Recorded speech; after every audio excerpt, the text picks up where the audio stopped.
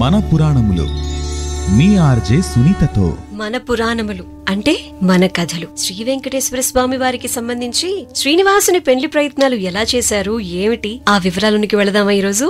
మరి వివాహానికి ధనం కావాలి. శ్రీనివాసుడేమో కళ్యాణానికి ధనం కావాలి అనుకున్నారు. కుబేరుడొచ్చి సహాయం చేశారు. దాంతో శ్రీనివాసుని ఆనందానికి అంతు లేకపోయానంట. అప్పుడు శ్రీనివాసుడు తన సోదరుడైనటువంటి గోవిందరాజస్వామి వారిని పిలిచి, సోదరా, కుబేరుడు ఇచ్చిన ధనాన్ని తీసుకుని విశ్వకర్మను రప్పించి పెళ్లికి కావలసినటువంటి వసతి గృహాలను నిర్మించమని చెప్పు అన్నారంట.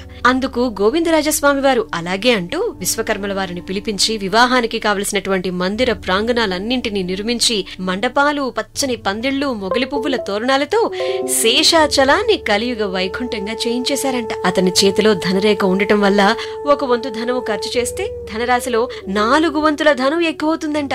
అందుకే శ్రీనివాసుల వారు తన సోదరుడైనటువంటి గోవిందరాజుల వారికి ఈ కార్యాన్ని అప్పగించడం జరిగిందని చెప్తారు. ఇక శ్రీనివాసుడు వకుళమాతను పిలిపించి, అమ్మా, శుభలేఖలు ఎవరెవరికి పంపించాలో చెప్పు అని అడిగితే అందుకు వకుళమాత, నాయనా, నువ్వు దేవదేవుడివి, విశ్వవంతుడు వాళ్ళందరూ కూడా నీ వాళ్లే కదా, మరి 14 లోకాల్లో ఉన్న వాళ్ళందరికీ కూడా శుభలేఖలు అందచేయటం ప్రస్తుత కర్తవ్యం అని చెప్పారంట.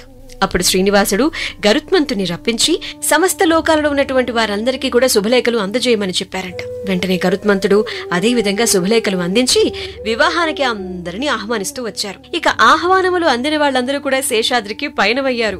బ్రహ్మదేవుడు, సరస్వతి, ఈశ్వరుడు, పార్వతి, ఇంద్రుడు, సచీదేవి, నారదుడు, అష్టదిక్పాలకులు, బృహస్పతి, అత్రి మహాముని, భరద్వాజుడు, గౌతముడు, జమదగ్ని, విశ్వామిత్రుడు, వశిష్ఠుడు, కౌండిన్యుడు, సౌనకుడు, సూతమునీశ్వరుడు, గరుడ, గంధర్వ, కిన్నర, కింపురుష, యక్ష, సిద్ధసాధ్యులు, తార, ధ్రువ, ప్రహ్లాద, హనుమంతులు, అందరు చిరంజీవులు, రంభ, ఊర్వశి, మేనక, తిలోత్తమ, మదిమాగాదులు, సావిత్రి, అరుంధతి, అనసూయ మొదలగు పతివ్రతలు, భూసురులు, భక్త బృందములు, తపోధనులు, శ్రీ సుబ్రహ్మణ్యేశ్వర స్వామి, వల్లి, దేవసేన అమ్మవార్లతోనూ, వినాయకుడు, అలాగే సంగీతానికి మూల విరాటులైనటువంటి తరణి, తదరిని, వారి పరిసరములలో ఉండు వాళ్ళందరూ కూడా వచ్చి శేషాచలం చేరుకున్నారంట. అగ్నిదేవుడు అతిథులకు పంచభక్ష పరమాన్నములు వడ్డించి కస్తూరి తాంబూలాలు, చందనాలను ఇచ్చి సత్కరించారంట.